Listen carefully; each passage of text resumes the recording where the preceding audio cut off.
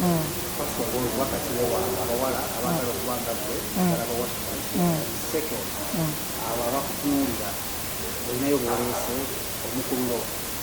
Abaana bangi abaliyo ku concert balaba abaana bangi abasinza. Nyumirwa nnyo okulaba abaana abategedde Katonda, abaana abagala okusinza. Nyumirwa nnyo okulaba abasinza nga bayimuka, eddoboozi ly'okusinza lyambuke ggwanga lyaffe. So njagala kubazzaamu abaana amaanyi nti si lwa maanyi si lwa bunyinza naye olw'omwoyo wa Katonda. Abantu bangi nnyo balowooza nti okufuuka ow'amaanyi olina kuteekamu amaanyi go okole n'ebitasaana olw'okubanga you want to be promoted. Njagala bagamba nti Katonda ya promotinga. Abaana basabe banoonye Katonda, baweereze Katonda mu kiseera ekituufu, buli omu ajja kumuyimisa. Wanje nkola nta nja kubabuulira Katonda kyanabaŋŋambye kola. Amiina, nebaza Mukama twavuddeyo bulungi era nebaza abantu bonna abazze. Buli muntu yenna yina yacontributinze to the success, tekiyinza kuba kya muntu omu. It takes collective effort. Abantu bangi nnyo bakoze, bayeewo omubiri, bandaze okwagala. I'm so grateful. Yeah. Abantu bano ebbanga lyemaze ngatemba aliyo bakiriye because bajjiza ng'ate bajjiza ate ng'emaze ebbanga toyinga. Is it because oli musumba or Sunday ekyali strong? Obuuziza ensonga lwaki bajjidde wali okisuubira? Nali sikisuubira naye nzikiriza Mukama. Kwali kuyana kwange kuva bbanga ddene, kuva mabega nga nkisabira nga nkikkiririza Mukama. Naye wabeerawo olw'otuuka n'owulira ekintu nga y'essaawa yaakyo.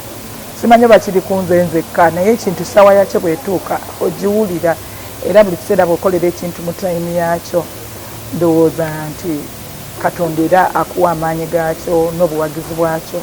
So ndowooza it was the right timing really. Tekiriko kugamba nti ki, it was the right timing for it.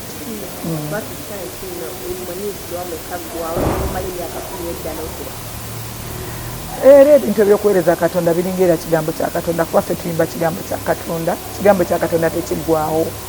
So ndowooza basically nakyo mukono gwa Mukama gubeera mu kintu over the years kisigala kibeerera.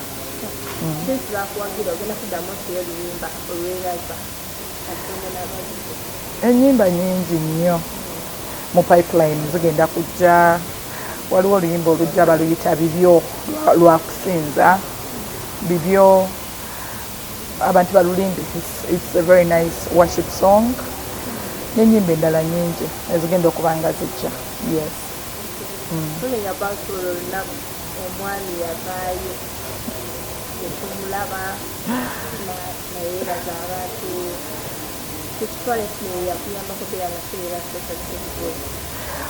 era omwami tayinza kubula mu efforts zonna. Bw'aba takuwadde support biyinza okukulema, naye abeerayo nga mpagira in all ways abantu gye batabeera, naye ng'ate waliwo abantu abavaayo ne banyamba naddala ab'oku worship house. Waliwo omukyala bamuyita Christine yamirira nnyo nange ne committee gyakola nayo okulabika nti bampagira omukolo guno gutwala mu maaso. Anti wange omwami wange. Yeah, I'm not under pressure to show him around. He's mine and yeah. Talina nsonga lwaki alina kubeera mu public. Yes. Waje?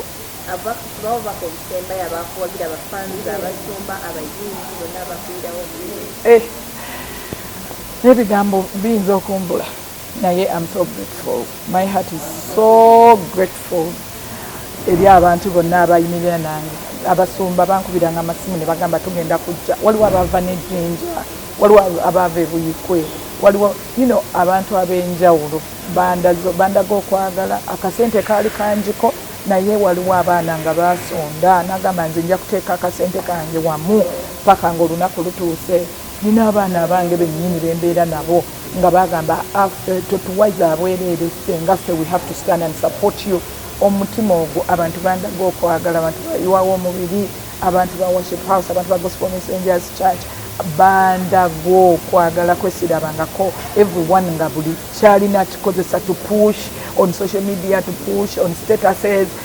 People did whatever they could, media houses, media personalities, bonna ne babeera nga boogera bakuba obuyimba ne bootamanyi bambi ne bakifaako. So I'm really grateful to God omutima ogwo n'okuganja kwe yanteekako throughout this process okutegeka concert eno, era nebaza Katonda awatali kisa kya Katonda of course talisobodde, naye Mukama abaddewo, Mukama abadde mwesigwa, Mukama njagadde andaze ekisa kye, nja kwongera omuweereza n'abantu nja kwongera okubaweereza nga Katonda akyampadde obusobozi n'omukka n'amaanyi nja kukikola.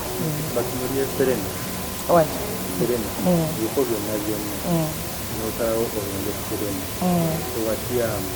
Era Serena gye byatuwa gweka mulemi agisobola. Ntiza abantu bano bonna bonna. Serena yali etiika naye nzize nkyogera nti nava dda nga nkyayanira nga nkyagala era nga nkisabira. Nze ng'omuntu akkiriza Katonda, bw'osabira ekintu okkiriza nti Katonda awulidde. Bwe nasaba n'ensaba natuuka ekiseera ne mpulira munda mu nze mu mutima gwange nti ye time entuufu. Nawulira a sign within my spirit nti ye time entuufu numbe. Era okutyako obuntu kwalingamu naye nga nina assurance eri munda within my spirit nti Katonda agenda kuba nange, and indeed he didn't let me down. Yali nange nze nalaba abantu n'abatamanyi. After the concert I met a lady n'angamba nti nze sikuwulirangako, nasoose kulaba ku Serena naye nga she was pushed to come by friends and she enjoyed to the fullest nga n'obulokole si mulokole. So nalaba Katonda nga yennyini aleese abantu nga it's not because they know me, it's not because of my music, but just because it's God. So yeah. Batukako makati awo n'ogamba Serena tuveeyo tugende kuwakira kyekitubuujo makati nga muteekateekaawo. Saatuukamuko kale waliwo abampa ku magezi ago nti tugendeko oba ewalala ewatonotono awe tuyinza okusaba sente ezitali nnyingi kuba Serena is expensive. Naye nga nze okukkiriza kwange kwali ekyo nenkiremerako neŋŋamba bwe kibanga kubanga era amazima go gali nti twatuukako wakati awo nga ebintu biringa ebitatambula bulungi, naye nze nemmanya nti nina kugendera mu maaso ga Mukama. Neŋŋenda nensaba nenkitegeeza Mukama ne mugamba Mukama gwe nkwesiga oyanukula okusaba. Katonda yaddamu okusaba ne tutandika okulaba nga ate things are moving mu ngeri gye twali tetusuubira. So it's been good. Sinza nagamba nti maanyi gange abadde Katonda. Ndowooza emyezi ng'ebiri. Mu mind kyalimu for a long time naye okutandika okukyogera myezi ebiri before the concert.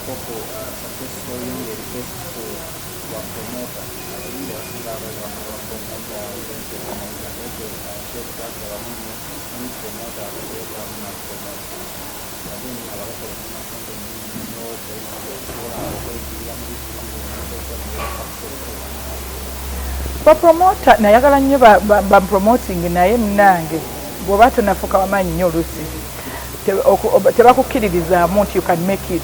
Nga nze muli munda mu nze nkiwulira ne basponsors bangi nnyo tebatuwa ssente ziri awo nti tuzikomane nga abantu baba baagala kusooka kulabako kiki kyokozeewo ekiri awo mu kibuga eky'amaanyi balyoke bakwesigira kuteekemu ssente.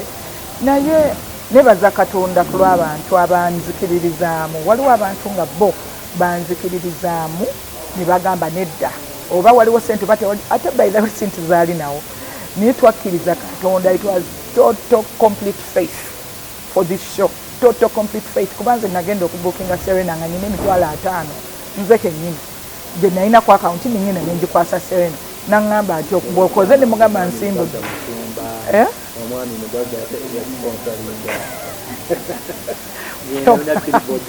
Edda okukkiriza nakulina nze ng'omuntu ne ŋŋamba kansooke nteekeyo ekigere ekisooka abalala bajja kuneegattako era abalala ne bajja ne banneegattako.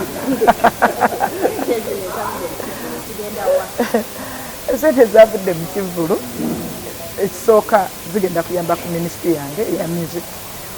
videos nyingi bwoba wetegereza Serena videos nyingi Serena na nyimba nyingi by the way naye we promise to bring good music and good videos after this ate era tulina plan ey'okuyamba ku baana ab'obuwala abatalina school fees tugenda kuba nga tubayamba nga tuyambako ku school fees w'abaana ab'obuwala basically nina ne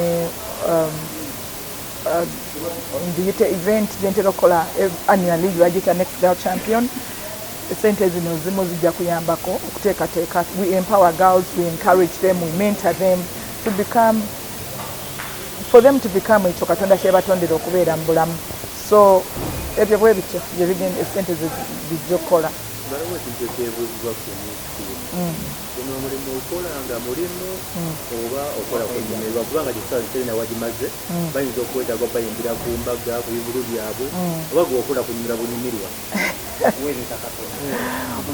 empeereza mukama okuyita mu kirabo kyange kyenyinza okugamba nti mpeereza mukama okuyita mu kirabo kyange naye bayibuli egamba nti ekirabo ky'omuntu kijja kumuseguliza so kati bwe kinkubira ekkubo ku mbaga y'omuntu n'ennyimba era ngenda n'empeereza ne bampayo kye bampadde nengulumiza katonda kubanga ekirabo kinseguliza nange nenfunako kindi promota bajje oli openye kati bagajja kuyakubye Serena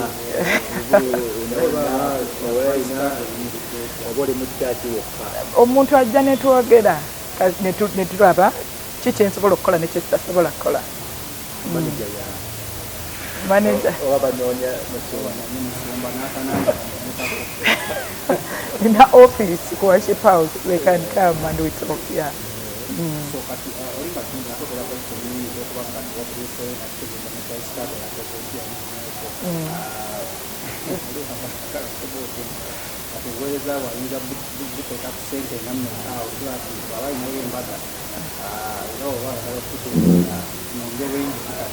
abantu tebatya abantu bajje nze ndi muddu wa mukama muweereza wa mukama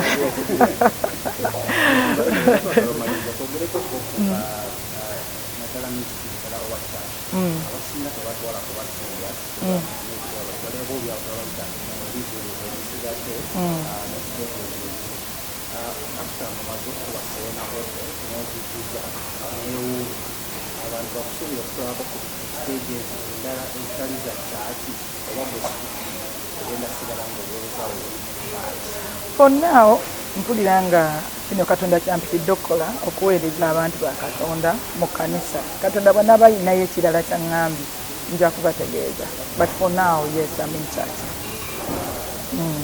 tulinayo parents tulaba z'oleeta abaana b'oleeta olumwaki tulinayo abaana